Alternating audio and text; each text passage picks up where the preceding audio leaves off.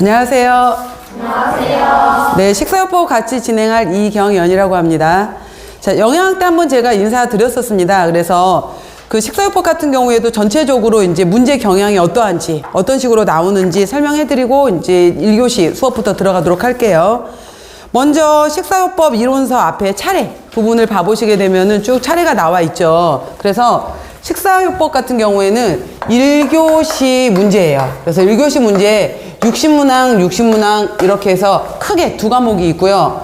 그 다음 2교시 문제에 있어서 40문항, 60문항 이렇게 해서 크게 또 이렇게 문제가 그러니까 과목으로 봤었을 때는 하나, 둘, 셋, 네 개 과목으로 들어가게 돼요. 근데 1교시 여기에 문제에 들어갔던 것이 영양학의 생리학, 생화학이죠. 영양학의 생화학이 들어가는 거였다면은 바로 이제 식사요법은 여기에 들어가는 거예요. 여기에 들어가게 되는 건데 맨 처음에 영양교육 문제가 있을 거고요. 그다음 판정 문제가 일부 있을 수 있고 그 다음에 이제 식사요법이 들어가게 돼요. 그리고 식사요법이 들어가게 되고 다음에 생리학 부분이 들어가게 되는 건데 이 생리학 같은 경우에도 여러분들 수업 진행하셨으면 아시겠지만은 맨 처음에는 20문항씩 해갖고 단독 과목으로 빠져나왔었잖아요. 생화학도 20문항짜리 단독 과목, 생리학도 20문항짜리, 그러니까 300문제였었을 때는 생화학 20문제, 생리학 20문제, 영양교육이었구나. 영양교육 20문제. 이런 식으로 해서 문제가 따로 빠져나왔던 것이 혼합이 된 거예요. 그러면서 생리학 같은 경우에도 식사요법하고 관련된 생리학으로 나와요. 그래서 영양 판정의 경우에도 식사요법과 관련된 식사요법, 영양교육 판정으로 나와요. 그러다 보니까 여기 문제가 대략 10문제 정도가 나오게 되고요. 그 다음 생리학 쪽에서 대략 한 5, 6문제 정도가 나왔었고, 그 다음 판정을 비롯해서 이렇게 식사요법으로 같이 연결이 되면서 여기에서 45문제 내외가 나왔었어요. 그래서 비중이 크죠. 식사요법 같은 경우에도. 그래서 전체적으로 비중이 크다라는 것을 알 수가 있어요. 그러면은 앞에 이론서를 봐보시게 되면은 차례 부분을 한번 봐보세요. 그렇게 되면은 1장 부분에서 대략 5, 6문제, 오늘 배우실 내용에서 전체 문제 중에서 5, 6문제가 나오는 거예요. 그 다음 2장 위장관, 3장 간 담독에, 4장 체중, 그 다음 여기까지가 대략 4문제 정도씩 나와요. 4문제 정도씩 2장에서 4문제, 3장에서 4문제, 4장에서 4문제. 그 다음에 5장에 나와 있는 당뇨 같은 경우에는 시험 문제 굉장히 잘 나오는 부분이에요. 그래서 무려 6문제 정도씩 나와요. 당뇨 파트에서만. 그 다음에 심혈관계 질환 같은 경우에도 5, 6문제. 이쪽도 많이 나오고요. 신장질환 역시 5, 6문제 나오고 신정질환 파트 같은 경우에는 특히 생리학 문제랑 연결시켜서 잘 나오는 부분이에요. 그 다음 빈혈 같은 경우에도 2문제 정도, 암의 경우에도 최근에 문제 비중이 좀 늘었어요. 2문제 정도. 그 다음 밑에 면역, 수술 및 화상, 호흡기 질환, 이 면역 쪽으로 해서 알레르기가 들어가거든요. 그래서 이쪽으로 관련해서도 3문제 정도가 나오고요. 신경골격계 질환 이쪽으로 해서 1문제, 2문제 정도. 그 다음 선천성 대사장애, 내분비 조절 장애로 해서 여기에서도 1, 2문제 정도가 나와요. 그래서 전체적으로 이렇게 골고루 문제가 많이 나오고요. 또 이제 제가 비중에 따라서 이거는 기출문제다. 이러한 부분은 반드시 공부를 하셔야 된다. 외우셔야 됩니다. 이런 것들 제가 집중적으로 같이 이제 공부하도록 할 거예요. 그래서 식사요법도 이제 재밌게 잘 진행했으면 좋겠고요. 그 다음 제가 영양학 시간에도 말씀드렸었지만은 우리 영양만점, 위생만점 카페 있잖아요. 그 카페 서로 간에 정보 공유 잘 하시고 잘 활용하셨으면 좋겠습니다. 자, 오늘은 이제 본격적으로 수업 제1장 지금 들어가 보도록 할게요. 1장 보시면은 제가 5문제에서 6문제가 나온다라고 말씀을 드렸잖아요. 그래서 굉장히 중요합니다. 제1장 식사요법의 개요라고 했는데요. 크게 봐보세요, 여러분들. 큰 제목으로 보시게 되면은 여기 1장 제가 이제 수업 시작할 때마다 가장 중요한 챕터별로 키워드가 뭔지를 얘기를 해드릴 텐데 오늘 배우실 내용 중에서는 가장 중요한 키워드가 첫 번째가 영양관리 과정이라고 해서 Nutritional Care Process라고 해서 NCP라는 용어가 굉장히 중요해요. 작년, 재작년 모두 이 NCP 부분에서만 2문제씩이 나왔어요. 이쪽에서만 가지고서도 2문제가 문제로 나올 수 있는 거고요. 두 번째 해당이 되는 파트가 바로 이제 진행이 되게 되면은 병인식을 분류 하는 방법. 그래서 여기에 들어가게 되면은 여기에 이제 우리가 뭐 연식, 그다음에 뭐 유동식, 연식, 경식, 상식 그렇게 해서 병인식을 어떻게 분류할 것이냐라는 것도 당연히 나오는 문제 파트예요. 세 번째 키워드에 해당이 되는 것이 영양 투여 방법이에요. 그래서 2019년도, 20년도 모두 이 투여 방법에서 문제가 한두 문제씩이 계속 나오더라고요. 그러니까 과거에 이쪽이 그렇게까지 많이 깊게 나오지는 않았었는데 여기에서 경관급식법, 정맥영양법 이렇게 해서 이쪽이 많이 비중이 커졌어요. 그 이유가 뭐냐면은 왜 비중이 커졌냐면은 영양사 시험 문제 같은 경우에도 전체적인 사회적인 흐름을 따라가요. 근데 요즘에 요양원이라든지 요양병원이 많이 생겼잖아요. 그리고 이제 병원에 입원하신 분들의 경우에도 요즘에는 연세에 드신 분들이 많다 보니까 경관급식을 하시는 분들이 많아요. 그리고 정맥 투여하시는 분들이 많아요. 그러다 보니까 그 병실에 누워서도 식사로 이렇게 식판에 배달되는 식사를 드시는 게 아니라 실제로 호스를 꽂고 계시는 경관급식 환자분들이 굉장히 많이 계시거든요. 연세들이 많아지시다 보니까. 그래서 전체적으로 최근에 경관급식 문제, 정맥 영양 문제가 계속 꾸준히 나오고 있는 추세예요. 그 다음 네 번째 해당이 되는 것이 바로 이제 식품 교환군표 활용하는 거. 역시 이것도 빼놓지 않고 꾸준히 나오는 부분이에요. 그래서 여기에서 이렇게 일장의 키워드는 4개다라는 거예요. 그래서 영양관리과정, 병인식의 분류, 그 다음에 영양투여 방법, 식품교환군표.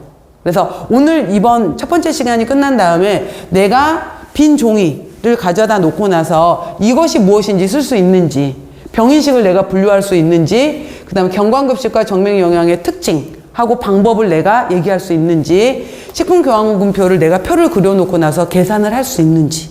어렵습니다, 여러분들. 쉽진 않아요. 그래서 아까 제가 1교시 문제, 2교시 문제 부분에서 여기에서 메인 과목은 영양학이었고 여기에서 가장 메인 과목은 식사요법이었고 그 다음에 2교시 첫 번째가 식품학, 그 다음에 조리원리. 제가 이제 조리원리 부분도 강의를 할 건데요. 그 다음에 식품학 조리원리에 이제 미생물, 식품 미생물까지 같이 들어가게 돼요. 그래서 여기는 식품학도 중요하고 조리원리도 중요해요. 그 다음에 여기 이제 마지막 60문제에 해당이 되는 데가 여기에가 이제 급식 경영, 그 다음에 단체 급식, 그 다음에 식품 위생, 그 다음에 위생 법규까지 해서 여기에 이제 이렇게 들어가게 되는데 여기에서 가장 많은 비중을 차지하고 있는 것은 당연히 단체 급식 부분이에요. 그래서 이렇게 이제 가장 문제 비중이 큰 과목들이 5개 정도가 있거든요. 근데 여기 있었을 때 꼭 해마다 어려운 파트가 하나씩 있어요. 야, 전체적으로 문제 괜찮았는데 이번엔 영양학이 진짜 어렵지 않았어? 이런다든지 아니야, 이번에는 식품학이 어려웠던 것 같아. 근데 최근에, 그 다음에 단체급식 같은 경우에도 최근에는 이론보다는 실무 위주로 많이 들어가요. 그러다 보니까 경영 쪽 파트 문제들도 종종 예전에 비해서 많이 나오는 부분이거든요. 그런데 여기에서 의외로 학생들이 굉장히 공부하시는 분들이 어려워하는 부분이 바로 식사요법이에요. 아마 여러분들도 한 번 정도씩 시험을 봐보셨으면 그때 식사요법 도대체 무슨 말인지 난 모르겠더라. 똑같은 식사, 여러 가지 식재료 주고 나서 어떤 환자한테는 이거 주라 그러고 어떤 환자한테는 이거 주라 그러고 식단 찾으라 그러고 도대체 뭐야? 그러니까 굉장히 많이 학생들이 최근에 어려워하는 부분이 바로 식사요법 부분이에요. 그래서 제가 이제 그 식사요법을 같이 들어가게 될 텐데 식사요법의 오늘 첫 번째 시간은 이러이러한 내용들이 식사요법의 개요입니다 라고 얘기를 할 건데 거기서도 아까 제가 시험 문제가 5문제가 나온다 그랬잖아요. 그리고 이제 본격적으로 들어가게 되면은 아까 우리가 차례에 있었던 것처럼 예를 들어서 소화기계 질환이 있다. 그 다음에 쭉 연결이 되고 나면은 여기에는 이제 소화기계 질환이라는 것은 하나만 설명해 볼게요. 소화기계도 있고 그 다음에 심혈관계도 있고 쭉 비뇨기계, 신장질환 파트도 있고 이제 여러 가지 파트가 쭉 나오게 되는데 소화기계 질환이라는 것은 입에서부터 우리가 음식을 섭취를 해서 구강에서부터 식도로 음식물이 내려와서 위에 있다가 소장으로 내려와서 찌꺼기들이 대장으로 내려오는 과정까지 쭉 관련되는 질환들이 다 나오는 거예요. 어떤 거? 일단 입에서는 못 삼킨대, 연화곤란. 식도에 염증이 있을 때, 역류성 식도염이 있어서 통증이 너무 심하대. 위 급성 위염, 만성 위염이 있대. 소장 부분에서 소화 흡수가 안 된대. 설사가 있대. 그 다음에 대장 부분으로 내려오게 되면 변비가 있대. 여러 가지 질환 내용들 쭉 얘기를 할 거예요. 그러면은 이 질환들의 어디가 안 좋은지 그 증상이 뭐였어? 왜 생겼어? 왜? 이 질환이 생긴 이유가 뭐야? 왜 생겼어? 그러면은 치료를 어떻게 할 건데? 라고 했었을 때 치료의 방법에서는 수술로 치료를 할 수도 있고 약물로 치료를 할 수도 있고 식사로 치료를 할 수도 있어요. 근데 수술로 관련된 치료는 병원에서 의사가 할 거예요. 그 다음에 약물하고 관련된 것은 약대 쪽에서 공부를 하는 거예요. 그러면은 우리는 식사를 통해서 치료할 수 있는 요법에 해당이 되는 영양사들은 식사요법을 바로 공부를 하는 거예요. 그래서 질환 증상이 왜 어떻게 갑자기 새벽 시간에 너무 빈속인데 막 통증이 너무 심했어. 그리고 음식만 먹으면 소화도 안 되고 트름이 계속 올라와. 그래서 그러면 이 질환이 왜 생겼어? 알고 봤더니 내가 식사를 너무 불규칙적으로 한 거예요. 짜고 맵고 너무 자극적인 음식을 많이 먹은 거예요. 이러한 것들 왜 생겼는지를 찾아야 돼요. 그러면은 이 사람한테 식사요법을 어떻게 해줄 건데 일단 규칙적으로 조금씩 먹어. 그 다음에 자극적이고 짜고 맵고 한 음식들은 빼. 그럼 짜고 맵고 한 자극적인 음식들이 뭔데? 너무 달고 너무 짜고 향신료 중에서는 고춧가루, 후추 이런 것들 너무 자극적으로 사용하는 것들은 좀 빼. 이제 이런 식으로 해서 들어가는 게 식사요법이에요. 그래서 증상에 따라서 왜 발생이 되었는지, 그러니까 왜 발생이 되었는지를 알아야 되다 보니까 그래서 여기 식품화학 우리 여기 식사요법 부분에서는 그래서 생리학이 따라 들어가는 거예요. 왜? 그래서 위에 어떤 반응이 생겼는데, 식도에 어떤 반응이 생겼는데, 소화효소가 어떻게 됐는데, 호르몬이 어떻게 됐는데, 그러다 보니까 바로 여기에서 생리학 공부를 하게 되는 거예요. 생리학하고 그래서 연결이 되어 있는 거고요. 따라서 우리는 수술요법도 아니고 약물요법도 아니고 바로 식사요법으로 들어가는 치료법인 거예요. 그래서 각각의 이제 이러한 것들을 공부하게 되는 것이 바로 식사요법 부분이다라는 거예요. 그래서 재밌게 같이 잘 했으면 좋겠어요, 여러분들. 자, 보시면은 첫 번째 식사요법의 개요라고 나왔는데 첫 번째 일단은 식사요법은 의사의 진단이에요. 영양사가 마음대로 할 수 없어요. 의사의 진단 체크 한번 해보세요. 진단에 따라서 영양 원리를 기본으로 해서 질병의 종류가 무엇인지, 현재 이 사람의 건강 상태가 어느 정도인지, 그래서 영양, 식사의 실천으로, 자, 밑줄 하세요. 식사요법의 목적은 여기서 나와 있는 크게 4가지예요. 영양 상태를 증진하고자 하는 거고요. 이거를 통해서 질병을 치료하고자 하는 거고요. 이거를 통해서 합병증을 예방하고자 하는 거고요. 바로 또 마지막으로 질병의 재발을 방지하고자 하는 것이다 라고 해서 식사요법의 목적에 해당이 돼요. 이것들이 바로 영양 상태를 증진하고 질병을 치료하고 합병증을 예방하고 질병의 재발을 방지하고자 한다라는 것이 식사요법의 목적이 됩니다. 자, 첫 번째 키워드가 제가 영양 관리 과정이라고 했잖아요. 이거를 뉴트리셔널 케어 프로세스라고 했는데, 갔더니 병원마다 다 틀려 라고 할 수 있잖아요. 이거를 좀 체계적으로 시스템화 시켜보자 라고 해서 만들어 놓은 것이 먼저 우리나라는 어쩔 수 없이 미국에서 많이 배워와요. 그래서 미국에서 먼저 시작됐던 제도예요. 이 제도가. 그래서 영양 관리, 뉴트리션 케어 과정이다 라고 했죠. 그래서 실무 영양사가 환자에게 전문적인 영양관리를 제공하기 위해서 체계적인 업무 수행 절차의 모델을 개발한 거예요. 미국에서 먼저. 그래서 이거를 어느 병원을 가더라도 이 체계를 시스템을 기본으로 해서 해보자. 그래서 임상 영양관리와 관련된 업무의 전 과정을 표준화해서 임상 영양과 영양관리 영역을 체계적으로 연결시켰다라고 했고요. 자, 작년 시험 문제가 뭐였었냐면은 영양관리 과정이 옳게 연결된 것은 이었어요. 순서가.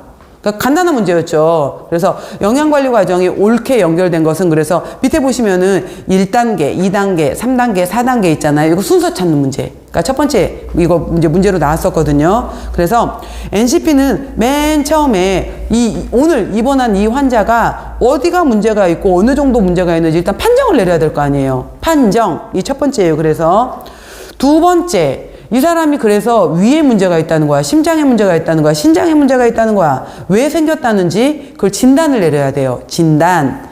자, 그러면은 우리가 이 사람을 어떤 식으로 교육을 시킬 건지, 그러니까 식사요법을 교육을 시킬 건지, 아니야. 이 사람은 식사요법이 문제가 아니라 정신적 치료가 먼저인 것 같아.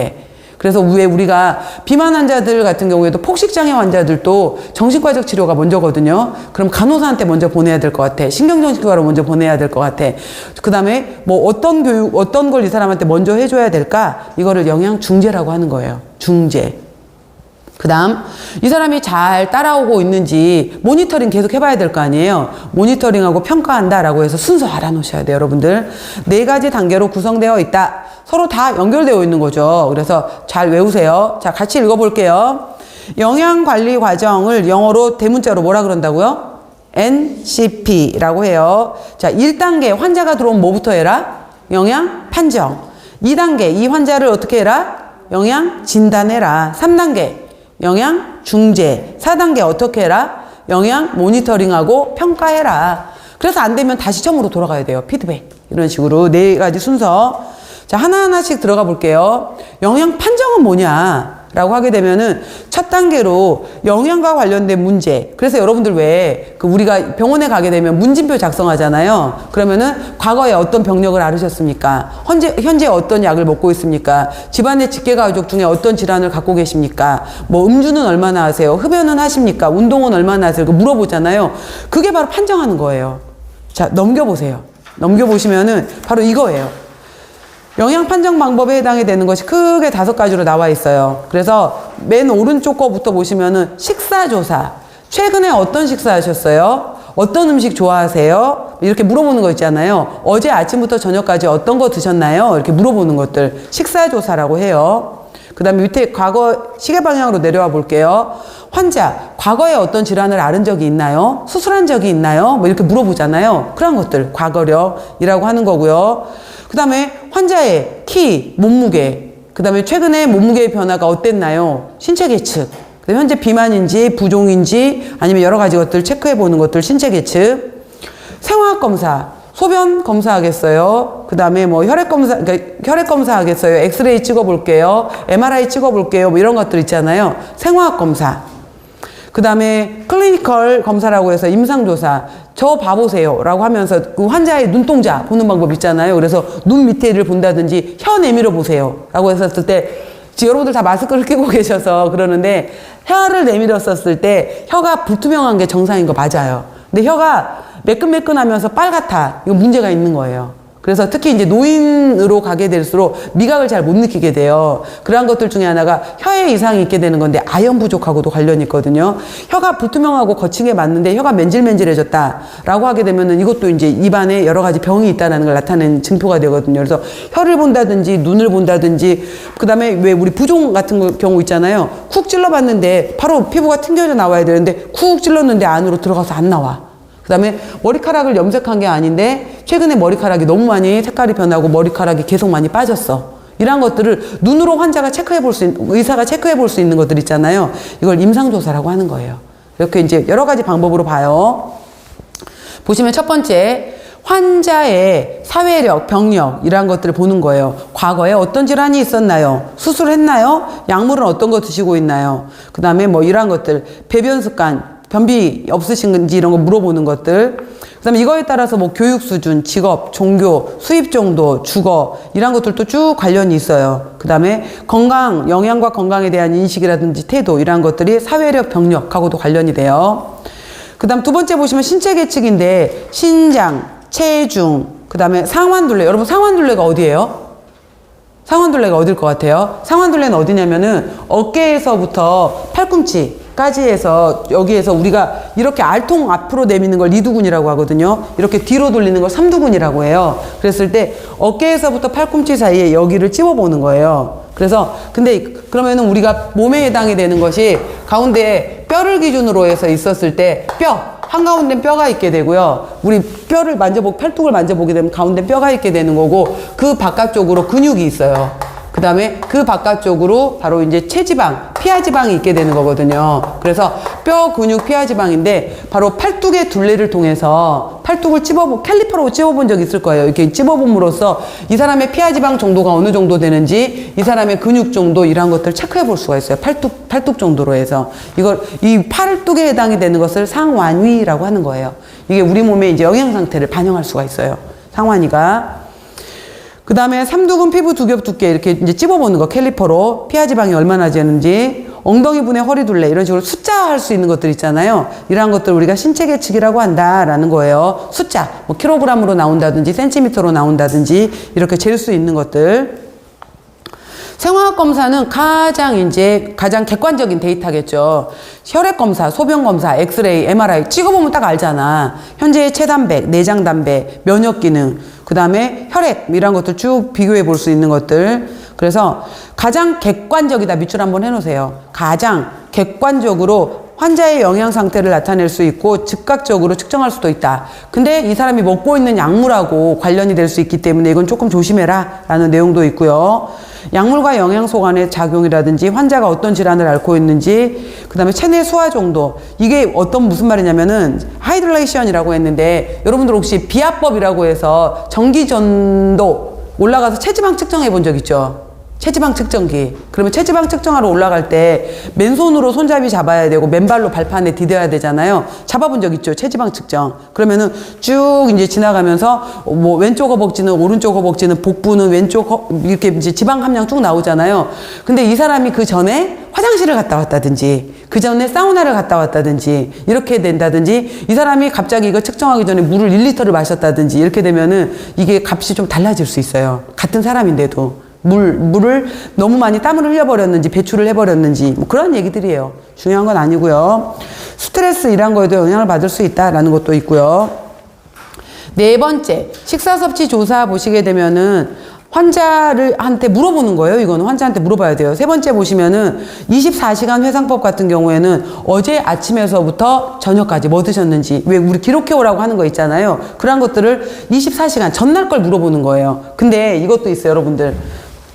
그릇으로 쓸만한 게 없는데, 예를 들어서 이걸 24시간 회상법 나중에 여러분들 영양 판정 교육 시간에 배우시겠지만은 우리 집 밥그릇은 이만해. 근데 옆집 밥그릇은 이만해. 라고 했는데 밥 한 공기 먹었는데요? 그랬는데 이만큼 밥 한 공기를 먹었는지 이만큼 밥 한 공기를 먹었는지 양이 완전 다르잖아요. 그릇 사이즈에 따라서. 그렇기 때문에 이러한 24시간 회상법이라든지 환자한테 어떤 걸 물어볼 때는 표준화된 우리 그릇들 있잖아요. 그 그릇을 가지고 와서 밥그릇의 크기가 이만했나요? 이거 기준으로 얼마나 드셨어요? 그 다음에 한 접시 먹었다라고 하게 되면 그 한 접시가 이만큼이었나요? 이만큼의, 그래서 왜 우리 식품 모형도 있잖아요. 그런 것들을 가지고 가서 생선 한 토막 먹었는데요. 그러는데 어떤 사람은 50g이 생선 한 토막일 수도 있고 어떤 사람은 100g이 생선 한 토막일 수도 있잖아요. 그래서 이제 그 표준화된 그런 모형도를 갖고 가서 물어봐야 되는 거예요. 이거 기준으로 얼마나 드셨어요? 그래야지 객관화 시킬 수 있어요. 나중에 이러한 내용들도 그냥 오늘은 설명만 일단 들어보세요.